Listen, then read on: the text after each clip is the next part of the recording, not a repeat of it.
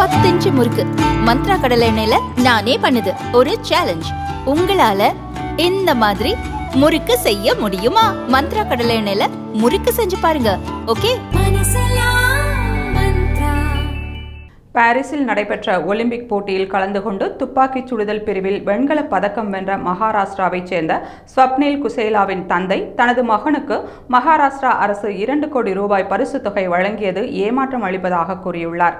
மேலும் பதக்கம் வென்ற தனது மகனுக்கு 5 கோடி ரூபாய் பரிசுத் தொகையும் புனேயில் விளையாட்டு மைதானம் அருகே வீடும் வாங்கிக் கொடுக்க வேண்டும் என்று கோரிக்கை வைத்துள்ளார். மகாராஷ்டிராவின் கோலாப்பூர் அருகே உள்ள கம்பல்வாடி கிராமத்தைச் சேர்ந்தவர் ஸ்வப்னில் குசேலே.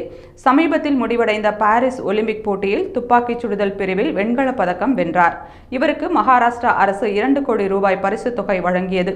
இந்த தொகை தனக்கு ஏமாற்றம் அளிப்பதாக குசேலேவின் தந்தை அதிருப்தி தெரிவித்தார். இதுகுறித்து கோலாப்பூரில் செய்தியாளர்களிடம் பேசிய ஸ்வப்னில் குசேலேவின் தந்தை சுரேஷ் குசேலே, ஹரியானா மாநில அரசு தனது மாநிலத்தைச் சேர்ந்தவர்கள் பாரிஸ் ஒலிம்பிக்கில் பதக்கம் வென்றால் ஒவ்வொரு வீரருக்கும் 5 கோடி ரூபாய் பரிசு வழங்குகிறது. ஆனால் மகாராஷ்டிரா அரசு ஒலிம்பிக்கில் தங்கப்பதக்கம் வெல்பவருக்கு 5 கோடி, வெள்ளிப்பதக்கம் வெல்பவருக்கு 3 கோடி, வெண்கலப் பதக்கம் வெல்பவருக்கு 2 கோடி ரூபாயும் வழங்குகிறது. பதக்கம் வென்ற ஸ்வப்னில் எம்எல்ஏ அல்லது அமைச்சரின் மகனாக இருந்திருந்தால் பரிசு தொகை அதிகமாக இருந்திருக்குமா என்று கேள்வி எழுப்பினார்.